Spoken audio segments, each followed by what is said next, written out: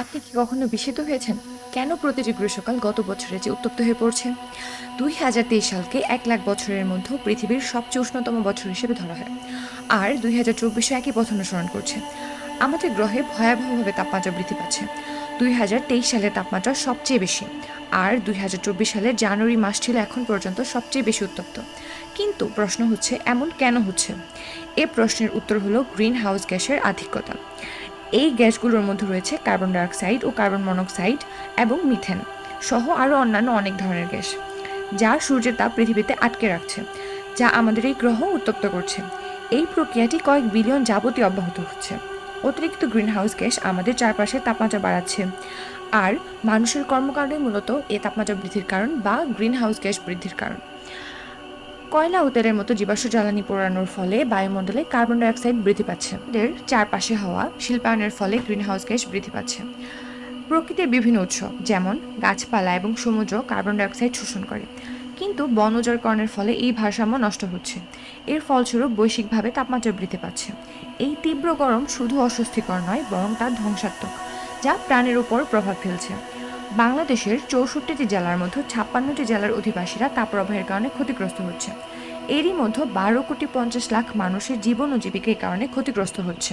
তীব্র তাপপ্রবাহের দরুন স্কুল কলেজও বন্ধ করে দেওয়া হয়েছিল। তীব্র তাপপ্রবাহ জনস্বাস্থ্য থেকে শুরু করে কৃষিকাজেও হুমকি ফেলছে। তাপপ্রবাহ কৃষি ব্যবস্থায় দীর্ঘমেয়াদী প্রভাব ফেলছে। তাপপ্রবাহ যেভাবে কৃষি ব্যবস্থায় দীর্ঘমেয়াদী প্রভাব ফেলছে তা হলো সেচের পানির অভাব, পোকামাকড়ের উৎপাত বেড়ে যাওয়ার পাশাপাশি কৃষি মজুরিও বৃদ্ধি পাচ্ছে। এই তাপপ্রবাহ আমাদের স্বাস্থ্যের জন্য মারাত্মক ক্ষতিকর। প্রতিনিয়তই হিট স্ট্রোকে মারা যাচ্ছে মানুষ। আমরা ইতিমধ্যেই জরুরি অবস্থায় আছি। তাই আমাদের জানা প্রয়োজন এই সব কিছু ঘটার কারণটা কি। এটা তো পরিষ্কার যে কিছু একটা ঘটছে আমাদের গ্রহে, কিন্তু সেটা আসলে কি? এসব হওয়ার অন্যতম প্রধান কারণ গ্রিনহাউস প্রভাব। এটি একটি প্রাকৃতিক প্রক্রিয়া যেখানে বায়ুমণ্ডলের বিভিন্ন গ্যাস যেমন কার্বন ডাইঅক্সাইড, মিথেন সূর্যের তাপকে ধরে রাখে। এগুলো গ্রিনহাউসে থাকা কাচের দেয়ালের মতো কাজ করে। এই আটকে থাকা তাপই আমাদের গ্রহকে উত্তপ্ত করে। এই বিষয়টি আমাদের সবারই জানা থাকা প্রয়োজন। কিন্তু কোনো কিছুই অতিরিক্ত ভালো নয়। একবার কল্পনা করুন, শীতের রাতে একটি কম্বল পেলে কত আরামদায়ক হয় ব্যাপারটা, যা আপনার শরীরের সমস্ত তাপ কম্বলের ভেতরেই ধরে রাখবে। কিন্তু একটার পর একটা কম্বল যদি দেওয়া হয়, তাহলে সেটা কি আরামদায়ক হবে? শীঘ্রই আপনার গরম লাগতে শুরু করবে। এই জিনিসটাই আমাদের গ্রহে হচ্ছে। আমরা গ্রিনহাউস গ্যাসের কম্বল দ্বারা গ্রহটিকে ঢেকে ফেলছি। এটা কিভাবে করছি আমরা? এই বিষয়টি ঘটছে নানাভাবে তেল ও কয়লার মতো জীবাশ্ম পোড়ানোর ফলে। আমরা যখনই গাড়ি চালাই, বাড়িঘর তৈরি করি বা বিভিন্ন জিনিসপত্র তৈরি করি, তখনই আমরা পরিবেশে কার্বন ডাইঅক্সাইড নিঃসরণ করি। মিথেন আরেক ধরনের গ্রিনহাউস গ্যাস, যা কয়লা, তেল আর প্রাকৃতিক গ্যাস উৎপাদন ও রূপান্তরের সময় উৎপন্ন হয়। এছাড়াও কৃষি বিষয়ক নানা কারণে এসব উৎপন্ন হয়। বনায়ন তার মধ্যে অন্যতম একটি কারণ। গাছ কার্বন ডাইঅক্সাইড শোষণ করে, যাতে প্রাকৃতিকভাবে বায়ু পরিশুদ্ধ হয়। কিন্তু যখন আমরা কাঠের জন্য গাছ কেটে ফেলি বা বন পরিষ্কার করি চাষাবাদের জন্য, আমরা শুধু কার্বন ডাইঅক্সাইড শোষককে অপসারণ করি না, বরং এমন কিছু অপসারণ করি যার কাণ্ড, পাতা, শিকড় নানাভাবে কার্বন ডাইঅক্সাইড পরিবেশ থেকে শোষণ করে। শিল্পায়ন এবং আমাদের এই আধুনিক জীবনযাপনের কারণে গ্রিনহাউস গ্যাস দ্রুত বৃদ্ধি পাচ্ছে।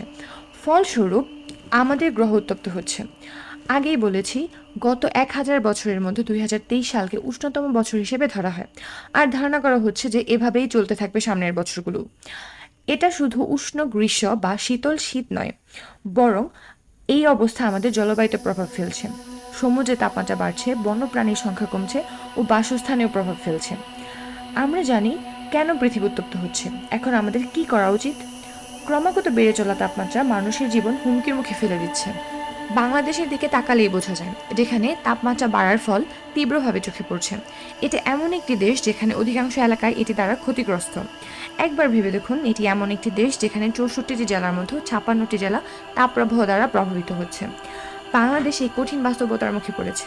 তাপপ্রবাহ শুধু অস্বস্তিকরই নয়, বরং জীবন ও জীবিকাকে অস্বাভাবিকভাবে প্রভাবিত করছে। মাঠের কৃষক থেকে শুরু করে স্কুলের ছেলেমেয়েরা পর্যন্ত কেউ রেহাই পাচ্ছে না এই তীব্র উষ্ণতা থেকে। বাংলাদেশের এই দৃশ্যটি ফুটিয়ে তোলে সারা পৃথিবীতে কি হচ্ছে। ভারত, থাইল্যান্ড, ভিয়েতনাম এবং ফিলিপাইনের মতো দেশেও এই তীব্র উষ্ণতা দেখা যাচ্ছে। এর প্রভাব অনেক দূর পর্যন্ত যাচ্ছে, কৃষি থেকে মানুষের স্বাস্থ্য পর্যন্ত।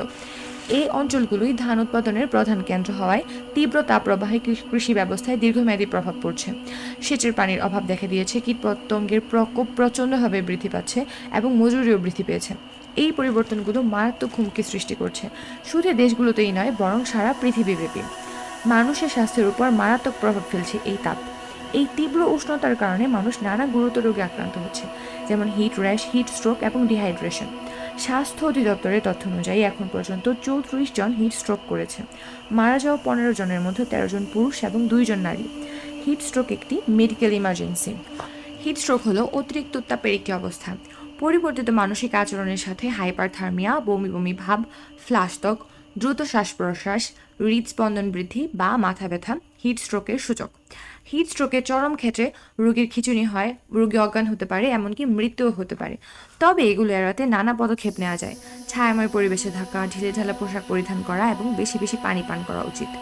যেসব ফলে পানি বেশি থাকে, যেমন তরমুজ, শসা ইত্যাদিও গ্রহণ করা বেশ ফলপ্রসূ। এই সমস্যাগুলো নির্দিষ্ট কোনো স্থানে সীমাবদ্ধ নয়, বরং বিশ্বব্যাপী সমস্যা। আমাদের এখন কি করা উচিত? সমস্যাটি খুব ভয়ানক মনে হলেও এখনও খুব একটা দেরি হয়ে যায়নি।